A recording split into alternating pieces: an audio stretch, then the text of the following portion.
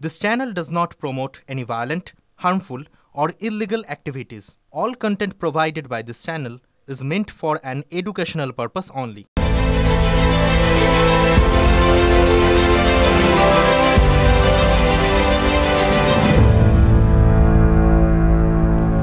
সময় এখন ঠোঁট কাটা স্পেশালের।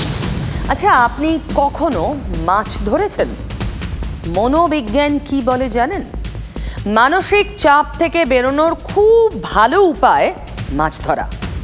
আপনার ধরুন ব্রেকআপ হলো বা কর্মহীন হয়ে অবসাদে ভুগছেন, তখন সাইকোলজি রেকমেন্ড করে ফিশিং। আচ্ছা, দিলীপ ঘোষ কি এই কারণেই সকাল সকাল মাছ ধরতে গেলেন? ছবি দেখুন। দিলীপ ঘোষ গেছেন মাছ ধরতে। এমনিতেই তিনি আর্লি রাইজার, প্রতিদিন সকালে মর্নিং ওয়াক করতে বেরোন, তারপর মিডিয়ার ক্যামেরার সামনে নিজের যা যা মনের কথা উজাড় করে দেন। আজ গেলেন মাছ ধরতে। ছিপে মাছ উঠল। হেরে যাওয়ার পর থেকে রোজই যা বলছেন তাতে নিজের মনের নেগেটিভিটি দূর হলেও দলে তার অবস্থান কি পজিটিভ হচ্ছে? অতীতেও দলের কোপে পড়েছেন, তবু থামছেন না দিলীপ। কোনো আভাস পেয়েছেন নাকি ফেরার? সোশ্যাল মিডিয়ায় হঠাৎ বললেন কেন ওল্ড ইজ গোল্ড? তাতে আবার ফিরহাদ হাকিম সমব্যথী হয়েছেন। এদিকে আর এক পরাজিত মহিরুহ অধীর চৌধুরীর কারিশমা কি খাটো হয়ে গেল সাধু সন্ত আর মঙ্গলসূত্রের ফাঁসে? অধীর অবশ্য মমতাকেই দুষছেন।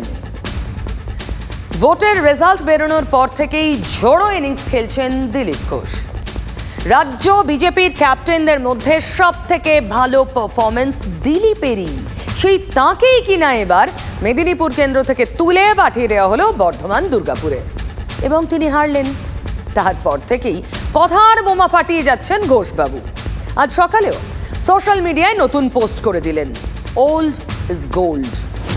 দেখুন। সোশ্যাল নেটওয়ার্কিং সাইটে পোস্ট করেছিলেন ওল্ড ইজ গোল্ড। তারপর শহর কলকাতা থেকে বাংলাদেশ সীমানা লাগোয়া স্বরূপনগরের গুণরাজপুরে এসে খোশ মেজাজে দিলীপ ঘোষ অনেকক্ষণ ধরেই চেষ্টা করছিলেন, শেষ পর্যন্ত বড়শিতে উঠল একেবারে চিংড়ি। আসলে এটা হচ্ছে ভেড়ি, এখানে বড় মাছ নেই, ছোট ছোট মাছই, চারা মাছ। তারা খাচ্ছে না, দু একটা ধরেছি 100 গ্রাম এরকম, কিন্তু চিংড়ি মাছ ধরা পড়লে এটা আনন্দের কথা। তা আজকে এখন কাজ নাই, ইলেকশন হয়ে গেছে, আর তার আগে সেই জন্য এখন ফ্রিলি একটু সময় কাটাবার জন্য এসেছি আমরা আর কি। আগেই বললাম মাছ ধরলে মন শান্ত হয়। দিলীপ ঘোষ মাছ ধরতে ভালোবাসেন। এখন অস্থির মনকে শান্ত করতেই হয়তো স্বরূপনগরের গুণরাজপুরে চুটিয়ে মাছ ধরলেন। আপনি একটা ফেসবুকে পোস্ট করেছেন ওল্ড ইজ গোল্ড, সেটা কেন? তারপরেই শটাং এখানে এই জন্য যে এখন পার্টি হেরে যাচ্ছে, গতিরুদ্ধ হয়ে গেছে, পুরনোদেরকে ডাকা উচিত, পুরনোদের সঙ্গ নেওয়া উচিত। আমার মনে হয় পুরনোদেরকে গুরুত্ব দেওয়া হয়নি বলে খানিকটা আমাদের রেজাল্ট খারাপ হয়েছে। আমার রবীন্দ্রনাথ লিখে গেছে, নড়ে মোর নবীন ওরে মোর কাঁচা, আধ মরাদের ঘা দিয়ে তুই বাঁচা। তো সব রকমই হয়, ওল্ড ইজ গোল্ডও যেমন হয়, তখন ওরে নবীন ওরে মোর কাঁচা, আধ মরাদের ঘা দিয়ে তুই বাঁচা, সেটাও হয়। জমজমাট লড়াই বিজেপির অন্দরই, তাই না? কোন টোপে যে কোন মাছ ধরা পড়বে কে জানে, কোন কথা যে কার মনে কেমন ভাবে বাজবে সেটাই বা কে জানে। দিলীপ ঘোষ বলেছেন ওল্ড ইজ গোল্ড। সুকান্ত যেমন বাজলেন সেটা তো আপনারা শুনলেন। উল্টো বাড়ির ফিরহাদ হাকিমের বুকেও ধাক্কা মেরেছে এই পোস্ট, ওল্ড ইজ গোল্ড। দুটো রকমের দল লাগে, একটা হচ্ছে নবীন প্রজন্মকে লাগে যারা উদ্যম নিয়ে এগিয়ে যায়, আর একটা লাগে হচ্ছে পেছনে এক্সপিরিয়েন্স, যারা এক্সপিরিয়েন্স করে তারা ঠিক মতন দলটা চালনা করার জন্য তাদের মতামত দেয়, তাদের যে এটা করে। তার কারণ আন্দোলন করে উঠে আসলে তবেই তার অভিজ্ঞতা হয়। সেই আন্দোলন থেকে অভিজ্ঞতা করে নিয়ে নতুন প্রজন্মকে দিক নির্ণয় করে দিলে সেখানে তারা আবার নতুন আন্দোলন করতে পারে। তাই ওল্ড ইজ গোল্ড। স্বরূপনগরের বিলের ধারে ছিপ হাতে ওল্ডের গোল্ডের থেকে ঠিকরে ঠিকরে বেরোচ্ছে ক্ষোভের ঝলক। সরাসরি টার্গেট করলেন রাজ্য সভাপতি সুকান্ত মজুমদারকে। মজুমদার বলছেন যে একজন সিদ্ধান্ত নেবেন, দায় আমাকে নিতে হবে। এই সিদ্ধান্তটা কে নিয়েছে? প্রেসিডেন্ট তো উনি আছেন না, তো কাকে বলবে লোকে? বাড়ির মালিককেই তো বলবে। সিদ্ধান্তে তো ওনার যদি যোগদান না থাকে ওনার বিরোধিতা করা উচিত, পার্টির স্বার্থে ঠিক নয়। উনিও তো সেই সিদ্ধান্তের একটা অংশ, একা নেয় না কেউ, কিন্তু তিনিও তো তার মধ্যে একজন। তার ভালো মন্দ যা হবে দায়িত্ব নিতে হবে প্রেসিডেন্টকে। 21 সালে যখন নির্বাচন আমরা 77 সিট জিতেও ক্ষমতায় আসতে পারিনি, হেরে গেল। আমরা বলছি জিতেছি, 3 থেকে 77 গেছি। হার হোক আর জিত হোক, যাই হোক, আমি বলেছি এটা আমার দায়, আমি প্রেসিডেন্ট ছিলাম। এদিকে ঘোষের রোষ মানে স্বরূপনগরে আর কৃষ্ণনগরে রানী রোষ। কৃষ্ণনগরে রানীমাও ফোঁস করেছেন, ভোটের টাকা খরচে বেনিয়মের কথা আগেই বলেছিলেন, আজ আরও এক ধাপ এগোলেন।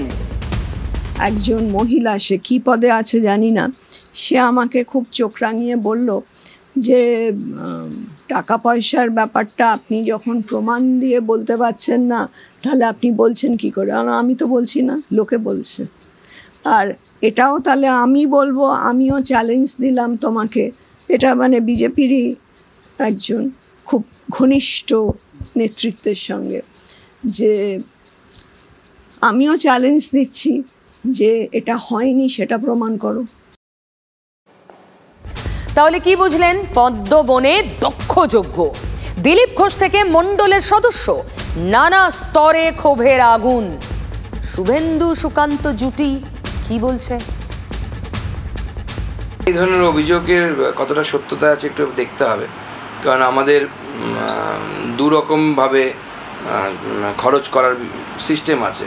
প্রার্থী একটা পোর্শন খরচ করে, দল একটা পোর্শন খরচ করে। দলের পোর্শনটা তিনি নাও জানতে পারেন, জানার কথা না আর কি। বলেছিলেন হার তো হারই, কোনো অজুহাত দেব না। কংগ্রেসের অধীর চৌধুরীর কথা বলছি, অধীর রঞ্জন চৌধুরী। রাজনীতির ময়দানে প্রথমবার নেমে টি-20 মেজাজে তৃণমূলকে জিতিয়ে দেন ভাদোদরার পাঠান ভাই। ইউসুফের সামনে বোল্ড আউট অধীর।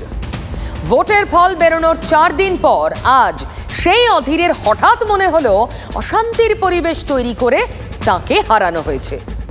কে তৈরি করেছেন অশান্তির পরিবেশ? কে হারিয়েছেন? মমতা বন্দ্যোপাধ্যায়। হ্যাঁ, অধীর রঞ্জন চৌধুরী মমতার দিকেই তোপতে গেছেন। হেরেই কি আজ অজুহাত খুঁজতে হচ্ছে? পাঠানের কৃতিত্বকে খাটো করছেন, নাকি গড় ভেঙে পড়ায় হতাশায় এসব বলছেন, নাকি অধীর যা দাবি করছেন সেটাই ঠিক? অধীরের কারিশমা নিয়ে প্রশ্ন উঠছে। আমি হেরেছি মানে হেরেছি, আমি কোনো অজুহাত, কোনো বাহানা দিতে চাই না। পাঠানি ছক্কায় হারের পর অধীর চৌধুরীর এটাই ছিল প্রথম প্রতিক্রিয়া। 2019-এ প্রবল মোদি ঝড়ে কংগ্রেস যখন ধুয়ে মুছে প্রায় সাফ, তখনও পশ্চিমবঙ্গে নিজের গড় ধরে রাখতে পেরেছিলেন অধীর। সেই অধীরকে এবার হার মানতে হয় রাজনীতিতে নেহাতি নবাগত পরিযায়ী ইউসুফ পাঠানের কাছে। অধীরের 25 বছরের দুর্গ খান খান হয়ে যায়। অধীর বলেছিলেন স্যান্ডউইচ হয়েছি। বলতে পারেন স্যান্ডউইচ হয়েছি, কারণ একদিকে মুসলিম ভোটের বিভাজন, আরেকদিকে হিন্দু ভোটের বিভাজন, উভয়ের মাঝখানে পড়ে না আমি হিন্দুর না আমি মুসলমান। অধীরের কথাতেই সেদিন স্পষ্ট হয়ে যায় মেরুকরণের রাজনীতির কাছেই তার হার হয়েছে বলে তিনি মনে করেন। পশ্চিমবঙ্গের নির্বাচন ক্রমশ একটা সাম্প্রদায়িক বিভাজনের পথে এগিয়ে চলেছে এবং উদার ধর্মনিরপেক্ষ শক্তির জন্য পশ্চিমবঙ্গ ক্রমশ বিপজ্জনক হয়ে উঠছে। It is because the arrogance is not acceptable in some times, and he was not the congressman. অধীর দাবি করলেন দাঙ্গা করে তাকে হারানো হয়েছে, নিশানায় মমতা ব্যানার্জি। একটা দাঙ্গার আশ্রয় নিতে হলো আপনাকে নির্বাচনে জেতার জন্য, সাম্প্রদায়িক মেরুকরণ করতে হলো আপনাকে নির্বাচনে জেতার জন্য, এবং সেটা আপনি নির্বাচনের আগেই আপনি বলে দিয়েছিলেন এরপরে দাঙ্গা হলে আমি জানি না।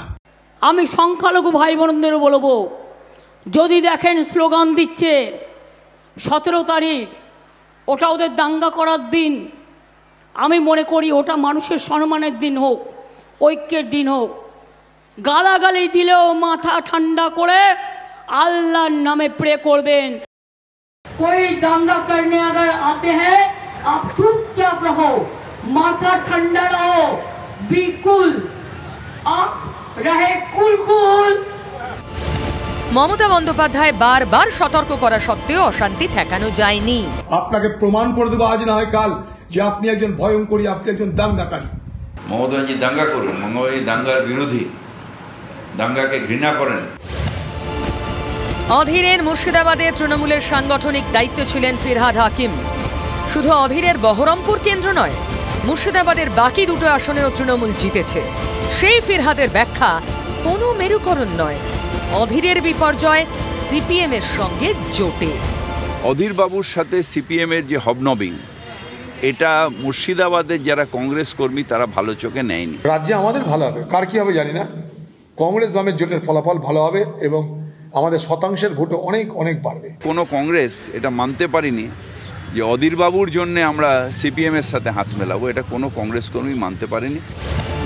অধীর চৌধুরীর দুর্গ যে বেশ নড়বড়ে, বিধানসভা ভোটেই তার ইঙ্গিত মিলেছিল। ফিরহাদের যুক্তি কি অধীর মানবেন? তিনি তো মনোনয়নও জমা দিতে গিয়েছিলেন কাস্তে হাতুড়ির প্রতীক নিয়ে, জোট ধর্ম বোঝাতে। অধীর যাই মনে করুন, মালদার বর্ষিয়ান কংগ্রেস নেতা কালীসাধন রায় বলছেন, রাজ্যে তৃণমূল কংগ্রেস জোট হলে ফল অন্যরকম হতো, সব আসন এই জোটের দখলে থাকতো, অধীরও বিপুল ভোটে জিততেন। ব্যাপক একটা উন্মাদনা, গণতান্ত্রিক এবং ধর্মনিরপেক্ষ যারা ভোটার তাদের মধ্যে একটা সৃষ্টি করা যেত যদি ইন্ডিয়া জোটটাকে পশ্চিমবঙ্গে আমরা পরিপুষ্ট করতে পারতাম। তাহলে মালদার প্রবীণ কংগ্রেস নেতাও কি বুঝিয়ে দিলেন ভুলটা অধীরের? সিপিএম এর সঙ্গে জোটই কংগ্রেসকে ডুবিয়েছে। এদিকে তৃণমূলের জন্য ঘূর্ণিপিচ সব সময় রেডি থাকে। কোথায়? হাওড়ায়। বিরোধীদের দরকার পড়ে আর একা তৃণমূলে কাফি। লোকসভা নির্বাচনে হাওড়া থেকে প্রসূন ব্যানার্জি জিতেছেন এইবারও। এই নিয়ে 4 বার আনন্দ উচ্ছ্বাসে এই সময় হাওড়ায় তৃণমূলের ঘর ভরে থাকার কথা, কিন্তু সেই স্বাদ তেতো। ফের সেই কোন্দলের ছায়া গঙ্গার ওপারে। বিজয়ী প্রার্থীর বিরুদ্ধে নিজের মনের ক্ষোভ, অভিমান উগড়ে দিলেন কে? শিবপুরের বিধায়ক তথা রাজ্যের ক্রীড়া প্রতিমন্ত্রী মনোজ তিওয়ারি। একদম খোলামেলা উপায়ে তার ওয়ার্ডে ভালো লিড পেয়ে জয় পকেটে পুড়েছেন হাওড়া তৃণমূলের এবারের প্রার্থী প্রসূন। তারপরও একটি বারের জন্য তাকে ফোন পর্যন্ত করেননি বলছেন মনোজ। আপনি হয়তো ভুলে গেছেন কি যারা যারা আপনাকে চাইছিলেন না প্রার্থী হিসাবে, যারা যারা সাবোটাজ করছিল বছরের পর বছর, আমার সঙ্গে এত কথা হলো আপনার, আজকের দিনে আপনি আজকে 8 তারিখ হতে চলেছে প্রসূনদা, আমি এত দুঃখ পেয়েছি, মন খারাপ হয়েছে। 8 তারিখ হতে চলেছে, আপনি ফোন বন্ধ রেখেছেন। আপনার পক্ষ থেকে কেউ আমায় ফোন করে বলেনি বা আমাদের কর্মীদেরকে কেউ ফোন করে বলা হয়নি কি ধন্যবাদ। একটা ফোন কল, যে টেলিফোন আসার কথা সেই টেলিফোন আসেনি, সেটাই মিডিয়ার সামনে ভিডিও করে প্রকাশ করলেন তৃণমূলের নেতা। টেলিফোন আসার কথা ছিল আর এক তৃণমূল নেতার থেকে। এ কি শুধুই অভিমান? মনোজ তো বলছেন প্রসূন ব্যানার্জিকে হারাতে দলেরই একাংশ তৎপর ছিল, মানে চক্রান্ত, ষড়যন্ত্র, সাবোটাজ। মনোজের অভিযোগ এখন নাকি সেই চক্রান্তকারীদের সঙ্গেই ওঠা বসা প্রসূন ব্যানার্জির। ভাবুন, এইসব কথা কিন্তু কোথাও প্রশ্নের মুখে পড়ে নয়, নিজে সোশ্যাল মিডিয়ায় ভিডিও বানিয়ে পোস্ট করেছেন মনোজ তিওয়ারি।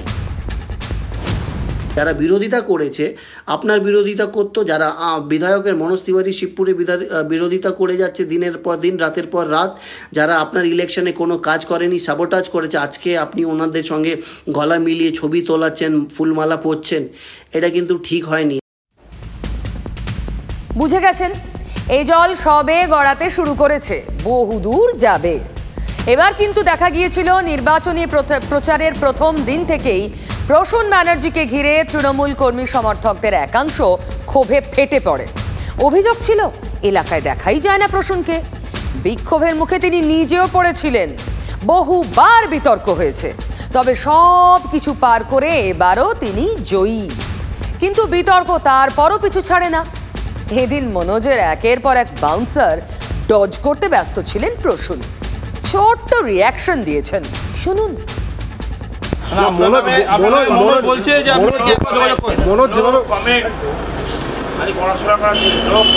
মনোজের বক্তব্য আপনি নাকি ওনার সঙ্গে যোগাযোগ করেন, বলছে আপনাকে এই তো রীতিমতো শিক্ষা টেনে আনলেন প্রসূন ব্যানার্জি। মানেটা কি? মনোজকে পরোক্ষে অশিক্ষিত বলে খোঁচা দিলেন?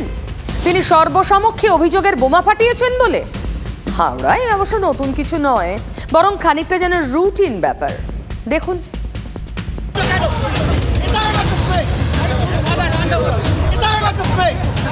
হাওড়া মানেই লড়াইয়ের ময়দান, তৃণমূল ভার্সেস তৃণমূল। গত বছর শেষ দিকের কথা। হাওড়া কার্নিভাল বন্ধ হয়ে গিয়েছিল তৃণমূলের গোষ্ঠীদ্বন্দ্বে। একদিকে মনোজের অনুগামী, অন্যদিকে প্রশাসক সুজয় চক্রবর্তীর অনুগামী। ব্যাস,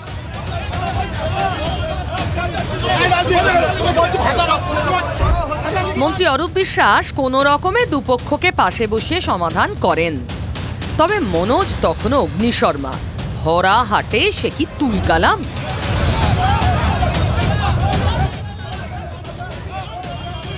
এটা আমি বলেছি বলে বন্ধ হয়নি। কালকে যেই পার্কিংয়ের ইস্যুটা ছিল, সেই পার্কিংয়ের ইস্যুটা কে টাকা তুলছিল বেআইনিভাবে তাকে এসে আমি ধরেছিলাম বলে এই বিষয়টা।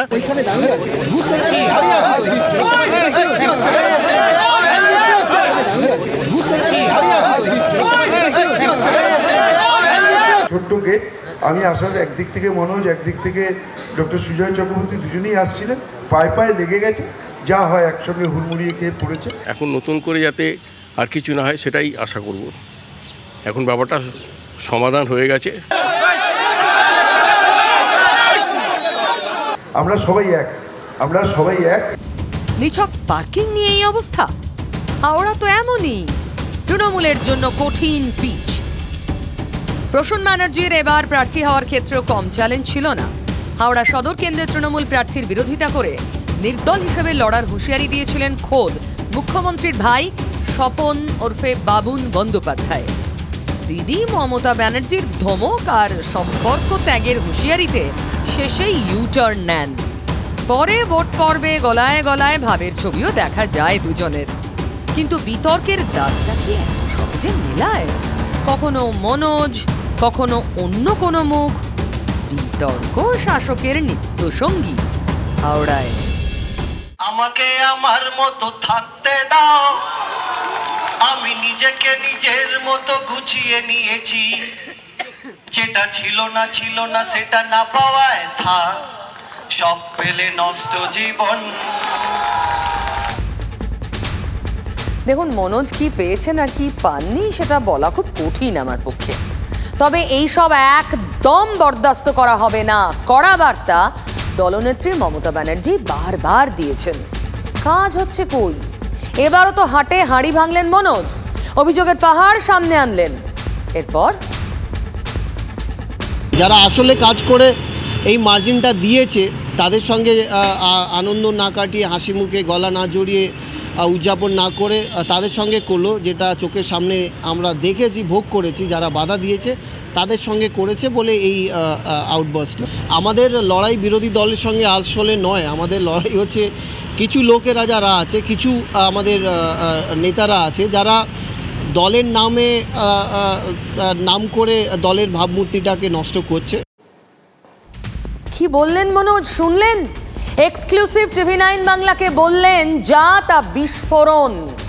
পরিস্থিতি এই যে ভোট মিটতেই নতুন আর এক হাতে গরম সংকট তৈরি। বিরোধীদের সঙ্গে তৃণমূলের লড়াই নয়, দলের নেতাদের সঙ্গে তৃণমূলের লড়াই। তার মানে ওই যে শতাব্দী রায়ের কথাটাই মনে পড়ছে। আরে গোষ্ঠী কোন্দল তো আমাদের সিলেবাসে আছে, শতাব্দী সার বুঝে গেছেন। তবে দেখাবো এবার একটা শিউরে ওঠার মতো ছবি। ভোটে বিজেপির এজেন্ট হওয়ার শাস্তি কি হতে পারে দেখুন। এটা একটা দোকানে লুটপাট চলছে, ভাঙচুর, দোকানের জিনিসপত্র টেনে বাইরে ফেলা হচ্ছে। সিসিটিভি, দোকানে লাগানো সিসিটিভি থেকে একটা টপ অ্যাঙ্গেল ছবি আপনারা দেখতে পাচ্ছেন। কিন্তু কেন? দোকানদার কি অপরাধ করেছেন? কেন তার দোকানে লুটপাট চলছে এইভাবে? এবং যারা লুটপাট করছেন ভালো করে খেয়াল করুন, মুখে গামছা বাঁধা কারোর, কারোর মুখে হেলমেট। তার মানে পরিচয় এরা গোপন রাখতে চান। হেলমেট পরে গামছায় মুখ ঢেকে তাণ্ডব করছেন এরা, দোকান তছনছ করছেন। অভিযোগ এই সবটা হয়েছে কারণ দোকানটি এক বিজেপি কর্মীর। মারধর, ভাঙচুর, লুটপাটের অভিযোগ তৃণমূলের বিরুদ্ধে। গামছা মুখে, হেলমেট মুখে দিয়ে যারা এসেছেন তারা আসলে তৃণমূলী। অভিযোগ তাই। বর্ধমান শহরের মিঠাপুকুরের ঘটনা, সিসিটিভি বন্দি দোকানে হামলার এই ছবি। বিজেপি কর্মী বিশ্বনাথ মোদকের দোকানে হামলা চালায় একদল দুষ্কৃতী।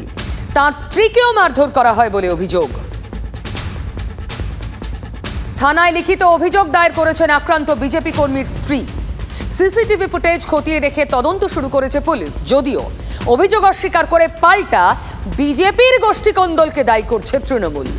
ফলে দুই দলের তরজায় এলাকা তপ্ত।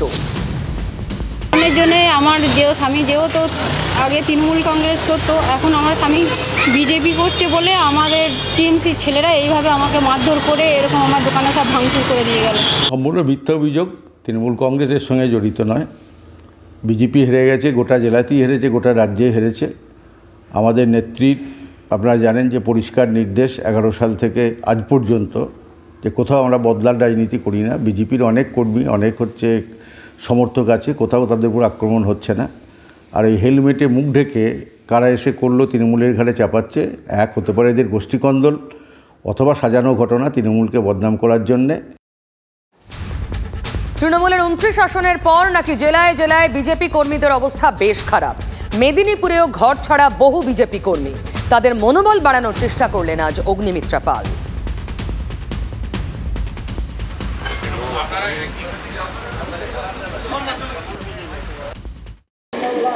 যারা অত্যাচারিত হয়েছে, মারধর হয়েছে এবং তারা ঘর ছাড়া। 2021-এ ঠিক যে চিত্রটা দেখেছিলাম, মুখ্যমন্ত্রী মমতা বন্দ্যোপাধ্যায়ের নেতৃত্বে তৃণমূল কংগ্রেস যে ঔদ্ধত্য এবং যে নিম্নরুচির রাজনীতি তারা করে থাকে, যার পরিচয় তারা দিয়েছিল, যদিও বা মুখ্যমন্ত্রী সেই সময় বলেছিলেন কিচ্ছুটি হয়নি। ভোট শেষ কিন্তু হিংসার শেষ নেই। এবার গোসাবার ছবি দেখাবো। মার খাচ্ছে বিজেপি, অভিযোগ তৃণমূলের বিরুদ্ধে। বিজেপি জেলা সম্পাদককে মারধরের অভিযোগ।